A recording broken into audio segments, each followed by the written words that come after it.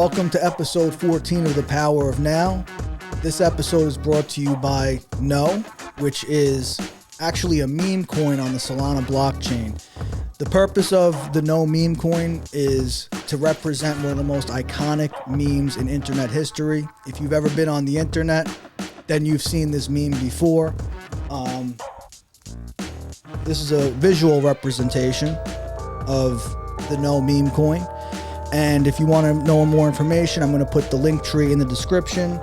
But this has the potential to be something that could earn you life-changing generational wealth. And I'm good friends with the team leads on the meme coin. A lot of people's perception of meme coins is that there's a lot of rug pulls, which there are. There's a lot of people that basically wait till the market cap goes up, they pull all their money out. This is not that kind of community. The community is built on blue-collar workers, men and women who work hard and feel like their voice isn't being represented either by their unions or by the country as a whole, the politicians that are currently in power. And this is a way that people have monetized their political beliefs. And it's a great team. I really believe in it. I put my own money into it. I wouldn't be talking about it on my podcast if I didn't truly believe in it.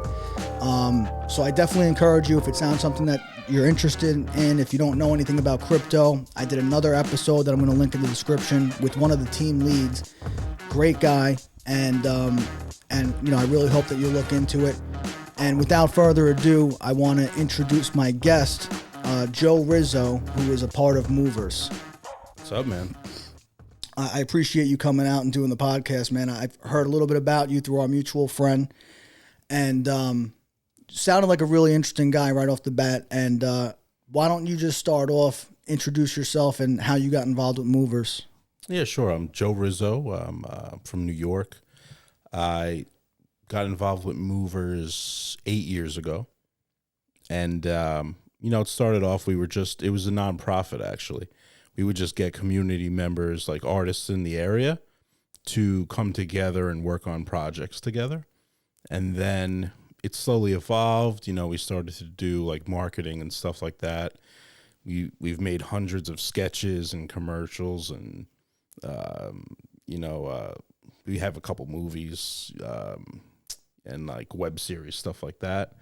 But now mostly we're working on an app that we just got funding for, and in the background we're doing marketing for companies trying to like step up their content game, where they want like original content instead of this repetitive shit you see. That's awesome, man. And there's a huge demand for that. And I feel like any business owners who aren't leveraging social media are missing out on so much exposure, because I would say in the last 10 years, probably every new restaurant that I've tried and most of the experiences that I've done, regardless of if it's a vacation to somewhere that I had no intention on going to, most of the ideas that I get and that my peers get these days are things that they see on social media. It's not so much you're watching TV and you see a commercial pop up, because these days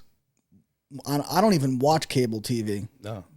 Like if I see anything that has an ad on it, while the ad plays, I'm scrolling on my phone. So, it's to me, I don't think there's any better way. And as far as products that I've purchased, I can't put a number on the amount of times that I'm scrolling Instagram and I see something that I had no intention on buying, but it looks cool. I click the ad, and if they have Apple Pay on there, I'm sold. Yeah. Because I don't even have to do anything. I click a button, I double tap the iPhone, and it's coming to my house. There's so many times I don't purchase something because they don't have Apple Pay. Yeah. Because I don't want to take my debit card out and type in my address and all that. So social media is huge. And so how long have you guys been helping companies with their social media content? It's like 8 years since we started. It was a lot slower in the beginning, but we've sped it up now. Do you think part of that is business owners are more open to the idea now, or is it more because you guys have had more experience in getting your name out there? I think it's a mixture of both. So like our portfolio definitely grown over the last 8 years, but I think people also realize you got to have social media. Like, you have to be posting every day, basically, at this point.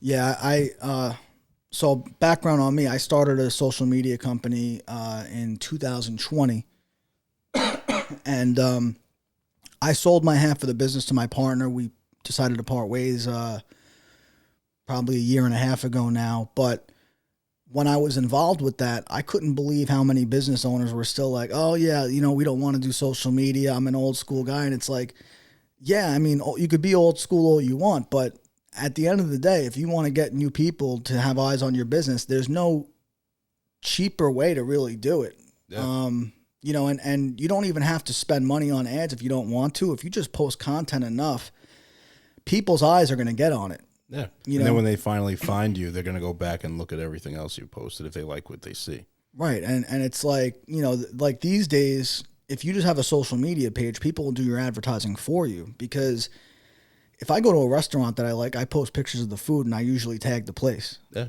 And I actually, one of my favorite restaurants now, we ended up finding out about it because of social media. And, I ended up walking in there, tagging the place. The owner of the place is awesome. And he, like every time, now we're friends on social media and in real life. Like when I walk in there and he's there, he comes over to the table, he gives us free desserts. What place is it? It's called Posto di Pazzo now. They changed the name of it, but it's in Huntington. It's an Italian restaurant. The food's phenomenal. Shout out to Joey. I'm gonna tag him in this now, but like the food is like, it's the best Italian restaurant on Long Island, I think. Okay, gotta try it. Yeah, so I mean, it's tremendous food, and it's a great atmosphere, and Joey's always there, like he's like a mascot for his own place. But yeah, so just social media as a whole, it's so important. I agree, man. Totally. Yeah, you gotta be on there. Like I said, if you're not posting every day, you're gonna get lost. Right. And so has that become something that you're passionate about now? Or is that more like the work thing and then you do side projects that are more like your actual passion work? I'm passionate about like writing the scripts or like coming up with a concept of what the content is going to be, but or even filming it and directing it, but I don't really care about. I'm not even on social media myself. Like I don't really get into all that. Yeah. Gotcha. So it's funny because I'm thinking about it. And when I owned the media company back in the day, I think the best thing we ever did involved Mike Waller because Box does the videos for us. Yeah. So at the time we were doing most of our own videos, but we really wanted to go above and beyond for this idea that one of the business owners had. Because we were doing restoration, kitchen and cocktails at the time. Uh-huh. Those people are awesome. We love them. We love the place. And so there was this video we had an idea to do that was like kind of like a spin on Ferris Bueller's Day Off. Yeah. So we were recreating one of the scenes with one of the delivery drivers, and Mike filmed it for us. It came out amazing. I got to see if I could find the video now so I could put it in the description so people watching this can see it. But like he just does such a great job. Like, and I was really happy with it. And at that point, my idea, I wanted to give Mike so much more business over there, but it just, people at the time I think were more apprehensive about, spending the money that you really need to spend to get it done right. And it's like, to me as a business owner, I feel like if you're going to do it, you might as well do it right. You know what I mean? Like you want to have it, like if you're going to put something out there, you want it to be presentable and you want people to actually watch it and enjoy it enough that they're going to share it. You know what I mean? So, and that was the whole point. And that video, it did extremely well. Like, and as far as a lot of the other content that we made great content for people, but putting the time and effort and money into producing that piece was so worth the investment that, everybody was happy with it at the end. Yeah, Box is a genius. He really is. He doesn't even write out scripts. Like he just films it. He doesn't film like extra content at all. It's like he gets what he needs. He knows exactly what shots he wants, and he knows the order he's going to edit in. It's already edited in his head. He needs to just fill in the blanks. So he's a genius. Yeah. So and you talked about that you guys have made a couple of movies. Why don't you talk about that a little bit, because I'm a huge movie nerd. I love movies, and I'm gonna watch some of your stuff after. I haven't had a chance to yet, but now that we're talking, I definitely want to. They're not that good, I promise you. But yeah, I mean, so very low budget stuff for the first one we did. It was called Ted Skates. We filmed it at United Skates in Massapequa. Okay. It's a roller skating rink. I think it's the last one in Nassau County, and it's basically like a bunch of kids that work at the roller skating rink try and save it from being closed down. And awesome. Yeah, we filmed it in 2 weeks. Nice. Overnights, yeah. And where is it available? It's on Amazon. Okay. Yeah, Amazon Prime. Yeah, you can check it out. I'm definitely gonna. I wouldn't, but it's got my interest. Just because, like, I know the place now. It's like I'm familiar with the area. The budget was like $3,500. Like, it was nothing. Everyone who filmed it volunteered. Right, and I mean, but that's the whole thing. And I've had. Do you know Greg DaCosta? Sounds familiar, but he's from Lindenhurst. He makes movies. That's his thing. And it's, to me, like, this whole podcast is just about that. I was discussing with you a little bit before, but it's about just like, if you want to do something, just do it. Like, don't worry about the reasons why you can't. Just worry about the reasons why you want to. And just take action. Like, if it means that you're gonna do it with a shoestring budget, $3,500.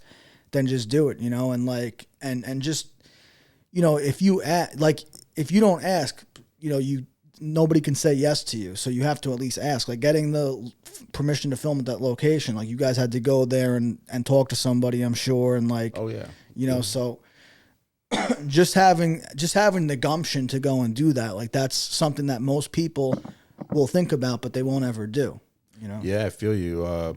One of our good friends, his name's Niles. He makes a lot of like Lifetime movies, and he just had a movie in the Chelsea Film Festival. It's called Con Job, and he told us when we were saying like, look, we're thinking of filming a movie. He was like, you gotta just do it, dude. You just gotta. Like, yeah. He's like, I'm like, what do you mean? Like, what do we do? Like, how much do we have to raise before? He's like, no, just do it, dude. just get it done. And then do the next one. Right. That's it. That's how I feel with even with writing. So like, I've always wanted to write a novel. It's something that I've never done, but I've always wanted to do. I've always been interested in writing. I've written short stories and things like that. And I've probably started writing like 50 different novels and never finished one of them. So I was listening to this interview with Stephen King, and he was talking about his writing process is just that every day he writes 2,500 words no matter what. That's just his number. He's got to do it. If it doesn't matter if it's good, bad, whatever, he just has to write. 7 days a week. Yeah. Damn. According to him. And he said on good days when shit's flowing, he could write 3, 4, 5, 6,000 words. So I was like, dude, I'm just going to do that. Like, fuck it. I don't care if it comes out good or not. I'm just going to start writing. Yeah. So a couple weeks ago, I was like, fuck it, I'm just going to do this. I had an idea because I was walking my dog, and I just like, something just hit me, and I was like, I'm just going to start writing. And I don't even know where it's going, but so I wrote 2,500 words, and then the next day I wrote, and I just did it every day. And the next thing I know, like, the idea started coming to me. I figured out the plot. I figured out where it was going. And like the other night, I pretty much got to the end. Like, I finished it, and I was like, I still have to go back and add to it now. Like, there's a lot of chapters that I just put in the plot so I would know where it was going, what was happening, with the idea that I still have to go back and do some character development. There's still stuff to add, but it's just that whole idea of just doing it, and that's what I try to encourage people to do is, like, if you want to go to the gym, like, don't say like, next week I'm going to go to the gym. Like, no, just like, if you're thinking about going to the gym, just fucking go to the gym right now and just do it. Yeah. Like even with my own health, like, I put on a lot of weight over the last couple of years, and then so like, well, really over the last year, and I kept on saying like, I got to start eating healthier. I got to start and then just one day I was like, fuck it, you know what? I'm just going to do it. I'm going to post it on Instagram. So now I have some accountability, and it's like, it's all about taking the first action. You know what I mean? So that, that's the thing. Like, when you said you've made movies before, to me, it doesn't matter if you have no budget, low budget. if you've done something like that, that's a fucking accomplishment, man. Yeah, it definitely is an accomplishment. It's just want to set everyone's expectations the right way. It's not gonna be good when you go watch it. Yeah. So, and as far as the skits go, is that something that you do regularly, or is it something just when you have an idea and you pop up, you just decide, I'm going to go do this? Nah, I mean, at this point, we're not doing any really original content for us. It's more original content for the clients. Okay. So, but, you know, they're all fun. They're all Right. fun ideas, yeah. We have a music festival, too. It's called Statfest. Okay. It stands for summertime all the time. We do like 4 or 5 events a year. And for that, we get really funny with it. We have like a huge ass pineapple that we put in every sketch. It's funny. What's the next event that you have coming up for that? It's probably Hemp Fest in April. Okay. Yeah, I think that's the next one. And are those all Long Island events? Yeah. They're at Dublin Deck and Patchogue, Salt Shack. We do a few all over the place. Mulcahy's, we've done a few, places like that. How'd you guys start doing that? Well, we did this summertime all the time. The first one in either 2018 or 2019. I think it's 2019.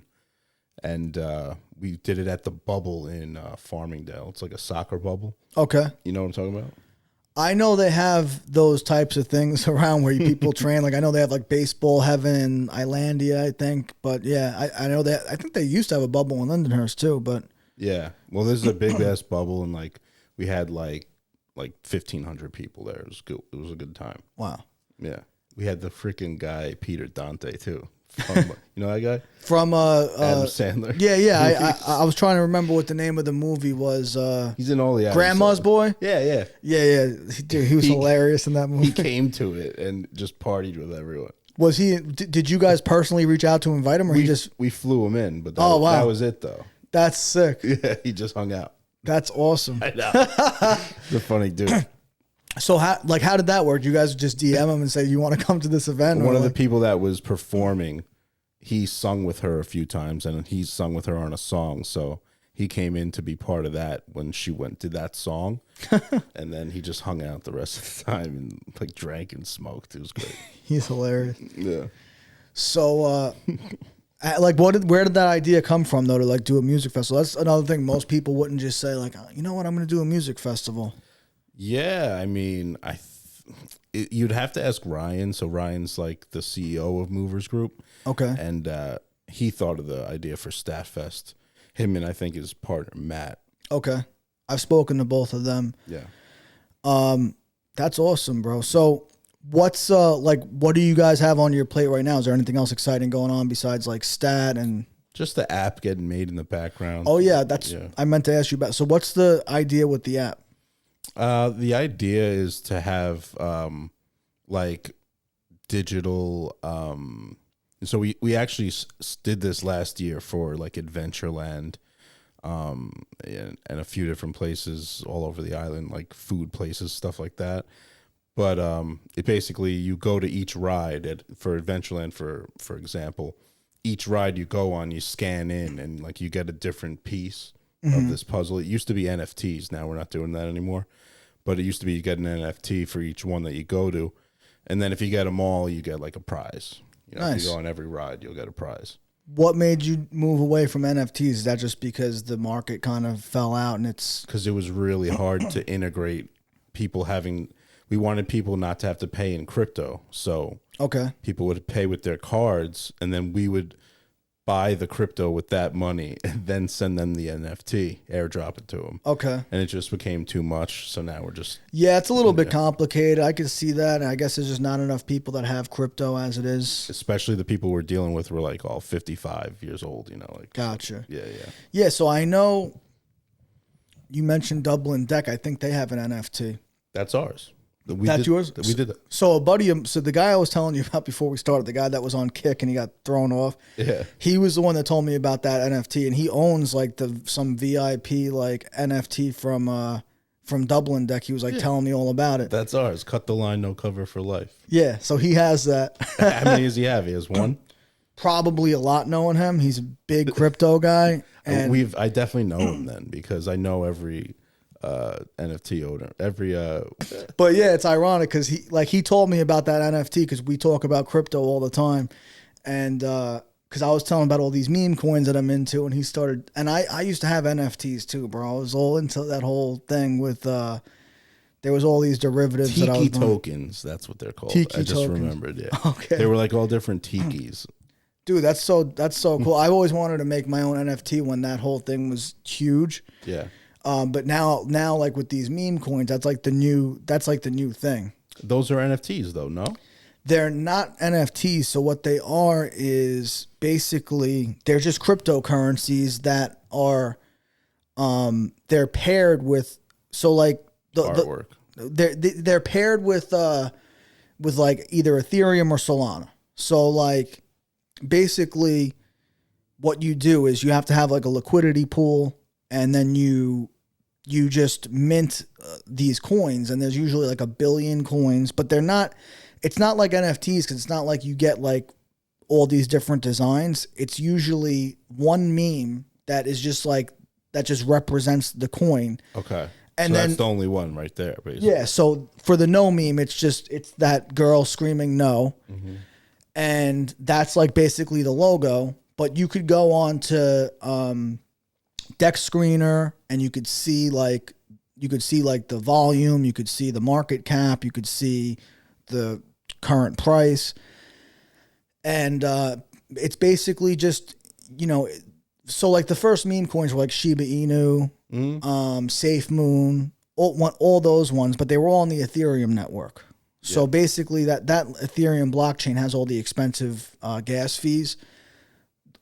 All the newer meme coins that are coming out now are basically on the Solana blockchain, and that's like No, and Iggy Azalea has one called Mother, and it's so early right now. Like I feel like right now is like before the beginning. So like if you remember with NFTs, it was like first there were a very small amount of people that own these NFTs, and then more people started finding out about it, and then before you know it, celebrities are on like Jimmy Fallon showing off their NFTs, and then then it went retail, then everybody was buying them, and then that's when they went crazy, where like the Bored Apes were going for like $1 million. So right now with meme coins, this is like, it was like go back to NFTs before anybody knew what they were. You could probably buy one for like $1,000 that ended up being worth $1 million later. Like that's like the ground floor that meme coins are at right now. And there's so many of them, that have started to take off. So the guy that is like the team lead for No, he was on my podcast last week. He was telling me about, he has a background on Wall Street. And when he first started finding out about this as like a traditional finance guy, he didn't get it. He was like, how are these people coming in and spending a few $1,000s and turning it into, $10,000 into $5 million? Like, how is this happening? And so, he got really into it and he ended up jumping on the team with No, because one of the most important things with these meme coins is, first of all, having a recognizable meme. And like the No meme, like Joe Rogan talked about it on his podcast recently, saying it's his favorite meme ever. Mm-hmm. Donald Trump brought it up at one of his press conferences. Like, I wonder where that crazy lady is that was yelling no when I got elected. And so it's still all in the public eye.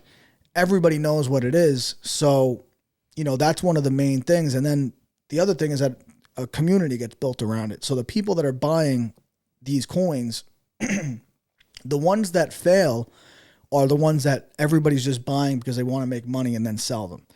The ones that are growing and doing well, they call them cults, because people, they bond with the community, and then it's not about anything other than just posting memes on Twitter and being part of the Telegram group, and everybody wakes up every morning and they bullshit in the Telegram. And so the reason why I love the No meme is because it really took off from all union guys. So the guys that started it, they all either work in unions, or they used to work in unions, or they're friends with people that work in unions.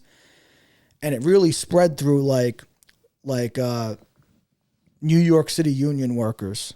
And so when I think about blue collar union workers, to me, they're already part of a brotherhood. So they already have community. They have loyalty. Like, these aren't people that are gonna, like, put in $1,000 and turn it to 2,000. Boom, I'm selling and leaving. See you guys later. Like, no, these are people that, they care about the other members of the community. So they're not going to be greedy and be like, I just want to sell my bags and cash out. Mm-hmm. These are people that want to see everybody do well. So, that's one of the main reasons I love NOOOO, is because you have guys that, they already are in a strong brotherhood with each other and they care about each other. So to me, it's an absolute no-brainer. It sounds like a strong idea. Yeah. So, but that's crazy. You guys made that NFT that he was telling me about. yeah, Tiki tokens. So, as far as I know you do a podcast too. If you want to talk about that a little bit. Sure. Yeah, it's called the Fighter Heart Podcast. We've done like 100-something episodes. We interview people who've overcome extreme adversity. Okay. And become better for it. Gotcha. So a lot of disabled vets. People who have the amputees, different people that have gone through a lot of shit in their life and wow, still have a great positive attitude even after all of that. How did you come up with that idea? It wasn't our idea. So it originated in Germany. This guy, Edward Kramer, started it, and then he brought us in when he brought it to America like 3 years ago. Okay. And now, I host a podcast with my background, because of my background. And then, we have our team edit it and put it out there. Nice. And that started how long ago? Like 12 years ago in Germany. Oh, really?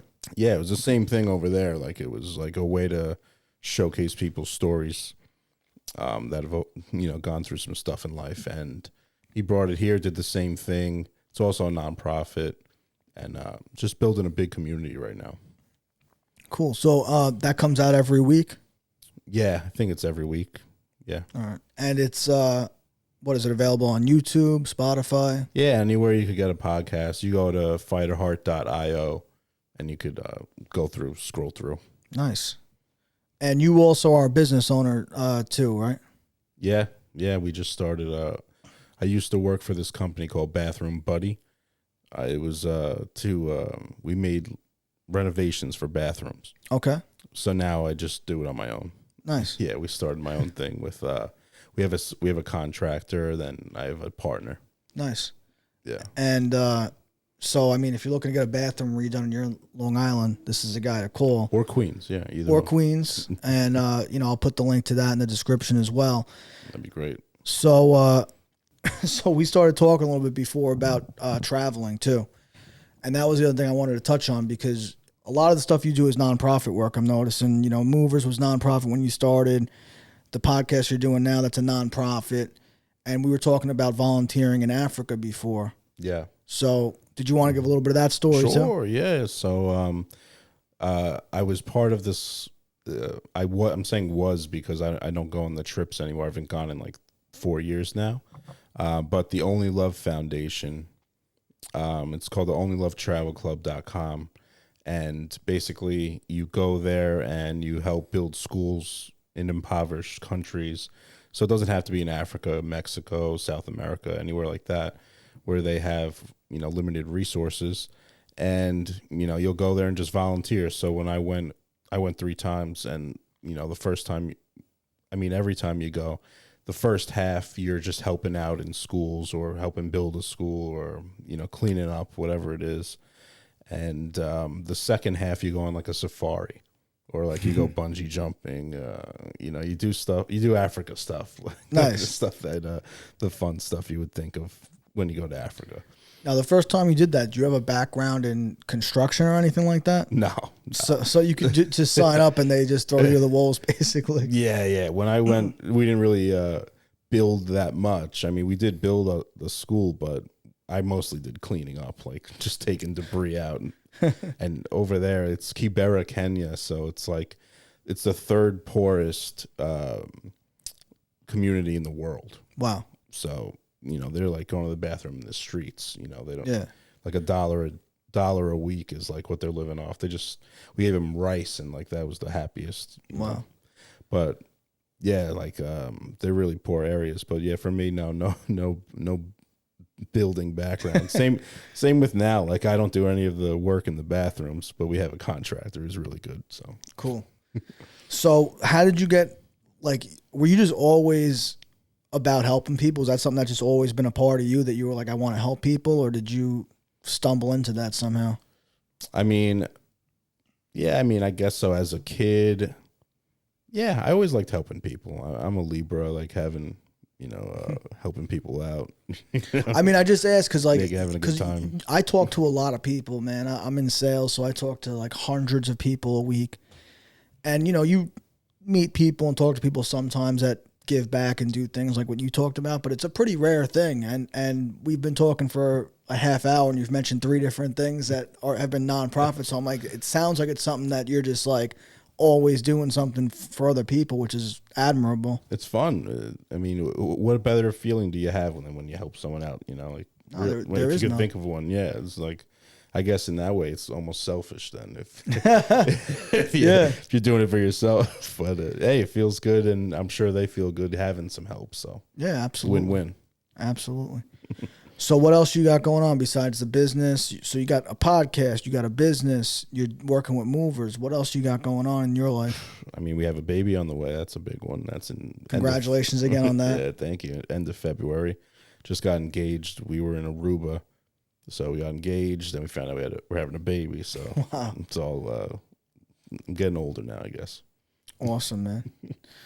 As far as Moverz go, what's your role there? You just write the Yeah, I mean, I help out. So I work with Box a lot, Mike Box Visuals, and like we work hand in hand on a lot of stuff. I'm gonna have him do a lot of this stuff with my company. We're gonna make some funny sketches about bathroom remodeling. So nice. Look out for that. But yeah, my passion's on the creative end, and then like coming up with me and Ryan coming up with the vision for where we want to take the company in the future, and different platforms we want to integrate into it. Nice. And like, how do you come up with your ideas for sketches? Is that like a kind of like a brainstorm between everybody, or do you get a lot of the ideas? And if I have my own ideas, I'll bring them to Ryan, and if he has ideas, he'll tell me, and then. If sometimes we'll be on Zoom calls. He lives in California now, so we'll do Zoom calls once a week and just come up with ideas. Mm-hmm. And then I'll usually whip up the script, and then he'll read it over. And if he has anything to add, I'll throw it in there. So is Moverz expanding to Cali now that he's out there? Moverz all over the world, dude. Yeah. We want to be all over. Yeah, that's the plan. But yeah, I mean, he's talking to people out there. Matt now lives in South Carolina. You said you met Matt, right, with the beard? Yeah, I mean, both of them I met on a Zoom call, so. Okay, yeah. Yeah. Yeah, so he's down there. So, yeah, we're all over the country. That's crazy. Each part right now, but slow and steady. Yeah, got you. What are your plans with this? Where do you want to take the podcast? Well, that's an interesting thing because the podcast kind of just happened the same way we talked about. Like, I just wanted to take action about doing something and inspiring others to do things. So the end game is really just to keep on growing and getting more guests that are going to inspire more people. And I also usually never know where these conversations are going to go. Like, I didn't have any idea that you had all these nonprofit things that you had done. So now I'm thinking in my head, I'm like, this is fucking awesome. Like, people might watch this and be inspired to go to that website. What was it called again? Which one? Fighterheart? Fighterheart.io. Fighterheart, or the one that you used when you went down to Africa. OnlyLoveTravelClub.com. OnlyLoveTravelClub.com. So I'm like thinking to myself, I'm like, yo, like people could be inspired to go and help other people now, like just based on this. And I'm thinking to myself, this is like exactly why I do this, And it's kind of like the same reason why I do anything that I do these days. Like when I started eating healthier food like 40 days ago, I started like posting every day what I eat, because first of all, it's the accountability for me to not like just decide, fuck it, I'm going to go get a cheeseburger and then have pizza and then ice cream because and so that's part of it. But then the other part is that I'm such a firm believer in that, like, if I see somebody do something every day, then I know I can do it, And so when I first started doing it, I'm like, this is cool. Maybe other people will be inspired to do the same thing. And then I started getting comments on my videos like, I just decided I'm going to do the same thing. I'm going to the store right now. I'm getting groceries. And then like somebody commented on one of my videos today saying like, you know, I started following all your recipes last week and I feel so much better. And I'm like, dude, that's great. Like, so that's why I wanted to do this. And I kind of got that from getting sober like almost 10 years ago, because that's all about leading by example too. And like, you know, by seeing somebody else accomplish something, it makes it possible for me to accomplish the same thing, you know? And so that's why, you know, I even talked about when I first started making content, I saw one of my friends doing it consistently and I was like, holy shit, like all he's doing is just talking to his camera, editing the video and posting it every day. Like I could do the same thing too. So there's no end game really. It's like, just keep doing it basically and see what happens. Dude, I just think if I do this consistently and I keep on talking to people and people usually that I talk to end up introducing me to other people that I never thought I would talk to. And I think that if I do it long enough and I do it well enough, that I'll continue to get guests that have done more and more and accomplished more and more. And like, who knows? Like, I think the end game is getting to be a guest on the Joe Rogan Experience. I'm putting that out there in the universe right now. And if it takes 5 years or 10 years, then so be it. If it takes a year, that's even better. But by doing that, though, that shows everybody in my neighborhood. We live in a blue collar neighborhood. It's a normal neighborhood. Nothing crazy goes on here. Nothing really that exciting. But it's like, if I could just start a fucking podcast in a spare bedroom and get a couple cameras online and some ring lights on Amazon and just talk into a microphone and just talk to people and then eventually get on the biggest podcast in the world. Accomplishment. Just from doing that, yeah, like that to me will show other people like, holy shit, why the fuck didn't I do that? I'm gonna go get a microphone and start a podcast. Well, you know, the biggest podcast in the world started in a room like this. You know, like exactly. Joe Rogan did it. Yeah, on I remember when it was just him and Redband, a webcam on Ustream, and they were just like talking about nothing. Yeah. And it turned into what it is now. So it's like, yeah, like, is that possible? Of course it is. Like there's no reason why it can't be. So. That's really what it is. Like I enjoy talking to everybody I talk to and I learn a lot from it and I make connections that way. But if I do it long enough and well enough and a lot of it's about gumption too, because I had people say yes to being on my podcast that I didn't necessarily think I was qualified to put on my podcast when I first did it. But I just was like, fuck it, I'm just going to ask people. Yeah, I know. So the craziest thing is like, I was doing a podcast for like 2 weeks. I did like my second episode and this video went viral on Barstool Sports. It was one of the pizza reviews. This dude like got into a big fight with Dave Portnoy. And then there was this other guy who's a rapper from Boston, Domoftheyear. And he just like jumped in the video and like stole the show because he kept on saying like Dom of the year, just kept saying his name. And Dave Portnoy was like amused by the guy. So he started like putting him on different Barstool things. So, and his like Instagram just like blew up and his Twitter, everything just blew up for this guy because he made this appearance on Barstool. So the day that it happened, I was like, fuck it, I have a podcast. I'm just going to ask this dude to be on my podcast. So I DM'd him. And I'm like, yo, you want to be on my podcast, basically? And he was like, yeah, fuck it. I'm going to be in New York next weekend. Why not? And I was like, cool. I was like, let's meet up and do it. And so he was doing something for a pizzeria, LTD, and it's in Manhattan. Bro, delicious pizza. They got a high review on Barstool. Mm. And I don't always agree with Portnoy's reviews. I think he's all right. Nowadays, he doesn't give anything. Everything's the same, 7.8, 8.1, 8.1. Well, here's the thing. Like, sometimes I feel like he under-reviews. Sometimes I feel like he over-reviews. Like, I've tried all those places in Connecticut. They could all... I'm not going to say anything derogatory. Really? Sally's no good?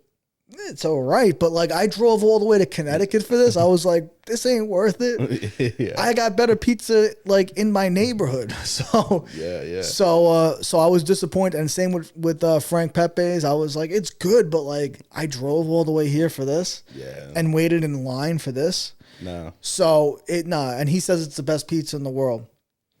But anyway, I've gotten ideas because I look at the pizza and I'm like, that looks good. I want to try that. So I've tried a bunch of the places he reviewed, and one of the ones I did agree with him on is Dario's in West Hempstead. Never went. Bro, it's delicious. Really? If you're ever in that area and you're looking for food, go there, dude. It's fucking... Was it thin crust? Super thin, crispy. Yeah. There's everything about it. It's the sauce is tasty. It's a good slice. So the guy that opened that place, he used to work at Lindustry in Brooklyn, which is a great pizzeria too. He was one of the pizza makers there, and he just started up his own shop in West Hempstead like a year ago, and it's great.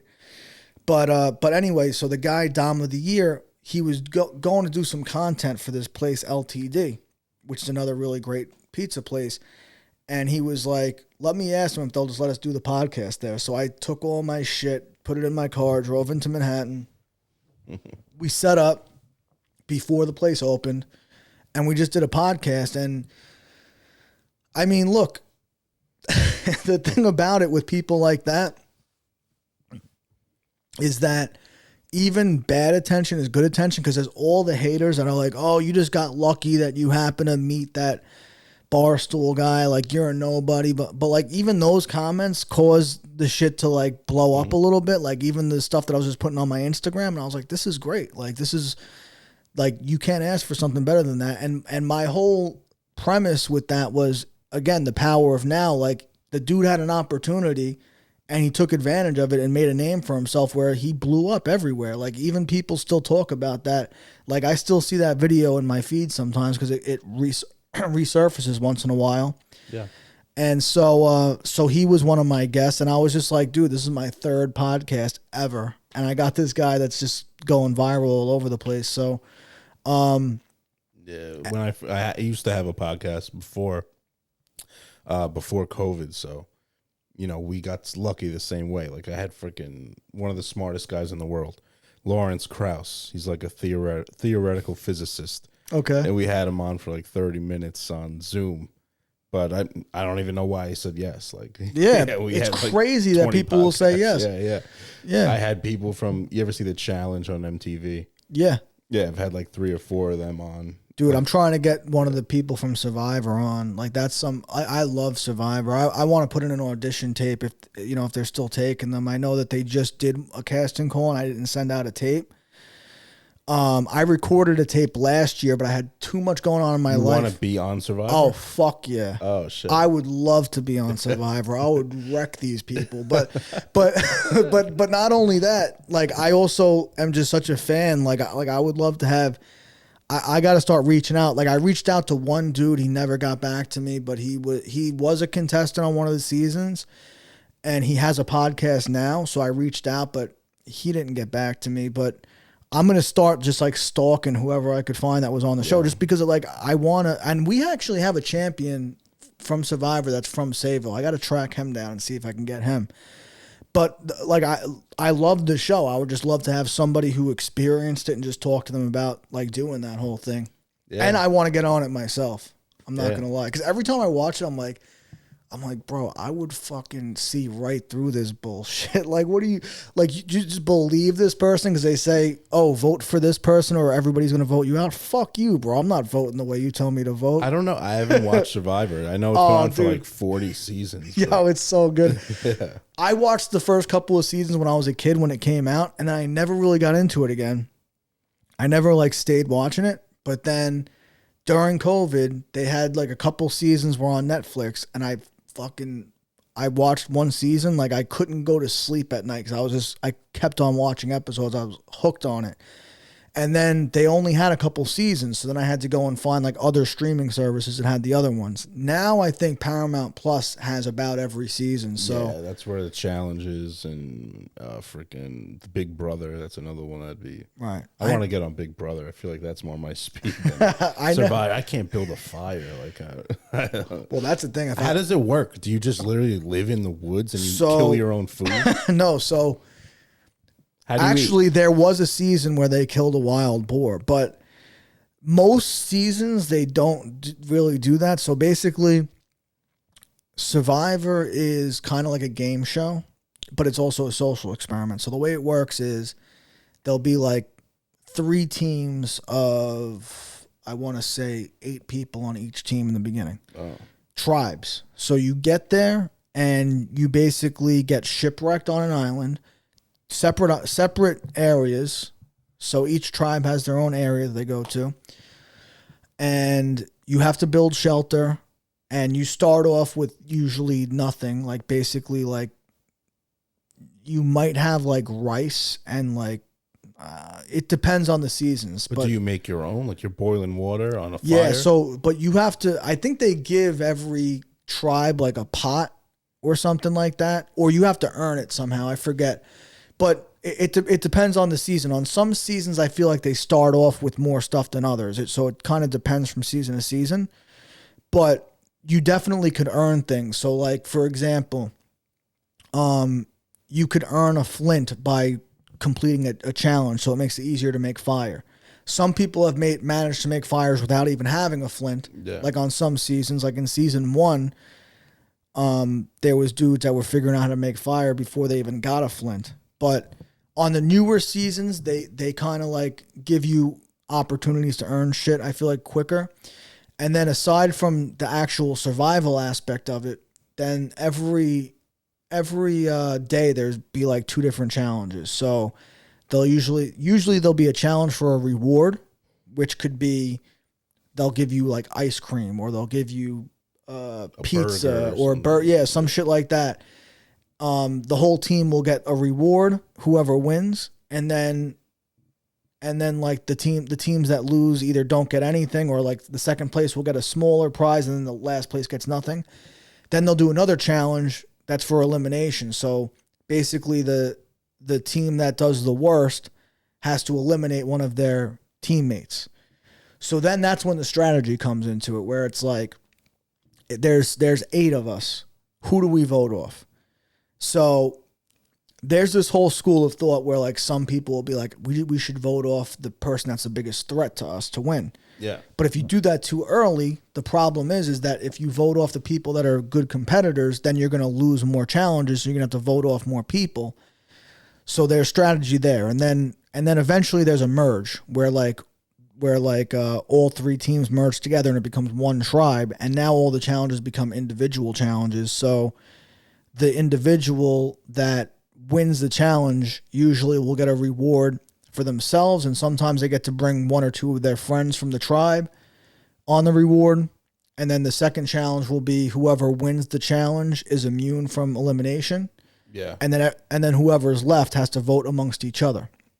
So again, there's a whole strategy where people will form alliances, and they'll be like, me, you, and that guy, we all will vote together no matter what, so we have numbers. And if we could just convince 2 people to vote our way, then we could basically decide who goes off. But it's then the same as Big Brother, same concepts. Right. Yeah. So people will like backstab each other. They'll pretend like they're in one group, and then they go to the other group and go, yo, they all think I'm voting for you, but if we all vote for this guy instead, we could fuck him over. So it's a lot of that type of stuff. And that's where you want to be. Oh, hell yeah. I just want to act like the most lame duck and just like act like I'm so meek and just like make everybody feel sorry for me. Yeah. And then like act dumb. Oh, hell, I'm the best at playing stupid, and I could just sit there and play dumb all day, act like I'm not a threat to anybody, act like I'm just like, not there to cut anybody's throat, but then behind the scenes, I'll be like, yo, you know what that guy said about you?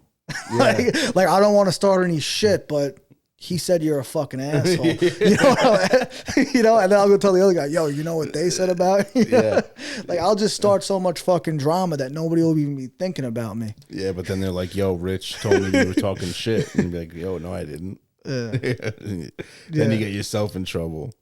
Yeah, well, that's you gotta why. Be careful with that. You do. But you got to be smart, and that's the thing. Like, I wouldn't say like, I'd almost figure out a way to fucking start the rumor without anybody knowing I started it. Yeah, yeah. But this reminds you ever watch The Office? Yeah. You remember that episode where Michael Scott accidentally tells everybody that Stanley's having an affair? So then he has to make up lies about everybody else so that nobody will know which one was. Yeah, yeah, that's funny. That'll be you. Yeah, exactly. Yeah. Well, Maybe we'll see you on there one day. Listen, I'm gonna make this a part of my audition tape. I'm gonna cut this up into my audition tape and fucking get myself on there. And that's the thing. I feel like if I have a big enough podcast, they might just get me just for that reason. Yeah, with Big Brother, they pick people that are like. I've never even watched Big Brother. How does that work? It's been on for like 20 years. I know. I've heard so much about it, but I've just never actually sat down and watched it. Similar concept. Like they probably stole it from Survivor. Instead of being in the woods, though, you're in like this fucking mansion. Okay. But you're there for 90-something days, 100 days. And same thing. Every week someone gets voted out. You know, you win head of household. You nominate 2 people. Then everyone votes on kicking that person out or not. Gotcha. Whoever. And then they have to, campaign for themselves throughout the week. You know, stay up all night, like planting shit in people's heads. So it's a very psychological a lot of game. Competitions, yeah. Interesting. I might have to check that out, but I don't know if I could afford to get addicted to another reality show with all the shit I got going on right now. No, the challenge is my favorite by far. And the challenge has been on 20-something years on also. MTV, right? It was, and I don't even know if MTV's around anymore, but now it's on like Paramount Plus. I gotcha. I used to watch, like I remember when they used to have all these shows. It was like the challenge, and then there was The Real World, Road Rage, Road Rules. Yeah, The Real World. The Real World, all that shit. I never really watched the challenge but like I remember watching bits and pieces of it just because like I don't know, like I was stoned on the couch and like I was just like, oh, this is interesting enough, but I don't think I ever got invested enough to really know like any of the characters or who like what was going on. They all came from The Real World originally. That's how they started the show. It used to be called The Real World vs. Road Rules Challenge. So I remember watching that. That's what I remember watching. Yeah, and now it's just the challenge because they take people from anywhere. Anyone can try to get on now. Dude, that's so crazy. So my girl watches The Bachelor, and so one day, I'm trying to remember what the name of this was. She was like, "There's this other type of Bachelor, but it's called something else." Bachelorette? No, but it's kind of like. I think what happens is there's a lot. Oh yeah, that is what it was. Because she put it on Hulu one day. It was like there's all these dudes that were on previous seasons of The Bachelor, and there's all these girls that were on previous seasons of The Bachelorette, and they're all kind of just like allowed to date each other, like on this show, and they're like on an island somewhere in paradise. Yeah. And like, are you the one? Like one of those things. Kinda, but I think it's called like The Bachelorette in Paradise, maybe. There's so many now. They're all over Netflix too. Love is Blind, all those shows. Bro, actually, I'm not gonna lie. I was fucking that shit was fucking hysterical because that's another one my girl. So I think it was maybe season 1.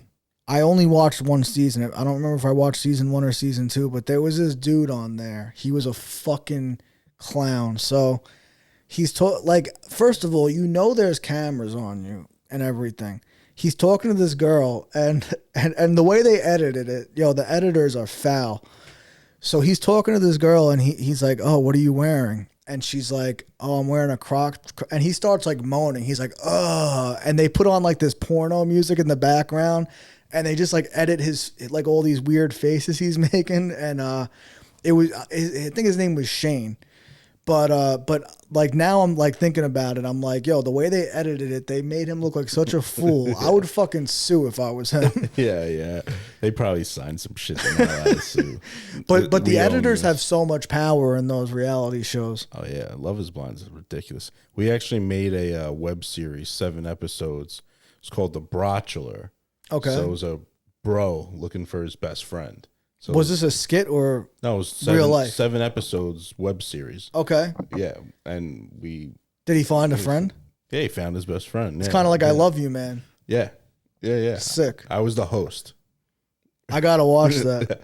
Where could I watch that? So it's still being edited. Oh, it's not out yet. It's a big edit. Yeah. Holy shit. Yeah, but it's gonna be out. The Brachelor. When did you film it? Matt was the Brachelor. Really? Yeah. When did you film it? It's a few years ago now. Okay. It's just really hard to get someone to edit this because the audio was really messed up. Okay. And the way it was organized, it was 3 camera shoots, so everything's all over the place. Okay. But we have if If you go on Moverz YouTube, you could see like the trailer for when we had people put in submissions and shit to come on. Dude, I was going to a wedding in Jersey, like probably 2 years ago now. And I was staying overnight because obviously I had to be there super early. I was in the wedding. So I stayed at this random hotel, and it's like probably 15, 20 minutes outside of New York City. So my neighbor, like the room next to me, the guy was carrying all this audio equipment. I could tell from the cases he was using. And I was like, what are you guys doing in there? And he's like, oh no, he's like, we all work on that show, Love After Lockup. You ever see that show? No. So there's this in jail. Well, yeah, but so there's this show locked up or whatever. So something with like, I guess the people on the show, and this is something else, I've seen episodes of it, but they like date inmates or people. Oh, that's what it is. So there's one show, I forget what it's called, where they're dating people that are locked up. They're dating an inmate, but they did a follow-up to it called Love After Lockup, and it like follows up on the people when they get out of prison, like what happens next. Yeah. And but it was a huge show. Like there was all these memes about it, and so I even knew about it, even though I rarely watch TV that's on these days. And when the kid mentioned the show, I was like, oh shit. It was just interesting running into him. I was like asking him all these questions about it. But Sick. But yeah, so that web series, hopefully that'll be out soon. Yeah, we're hoping. We spoke to the editor a couple days ago, so we're still waiting.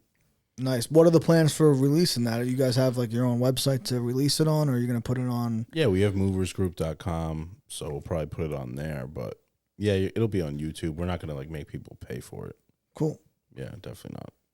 All right, so we're getting to that time. I want to ask you before we wrap up, if there's anything else you want to plug, any social media accounts, websites, or anything that you want to put out there for people to look at, regardless if it's your podcast, your business, anything like that. Yeah, I mean, I would say go to moversgroup.com, check us out if you want to get some content for if you have your own business. And it's not just, your regular social media content. It's funny stuff. You could check our portfolio out as well on there. Then Statfest.live. That's our music festival. So you could see all our events coming up, stuff like that. And then Instagram and Instagram, go to, Moverz Group. That's another one. Or Statfest. And then bathroombrokers.net. That's my bathroom company. So go on there if you need a bathroom. Help you out. Sounds great, man. Yeah, I'm going to put all the links in the description. I appreciate you coming out and doing this. And thank you, everybody, for watching episode 13. Definitely tune in next Sunday, and every Sunday we're going to have new episodes. And that's it. Thanks for having me.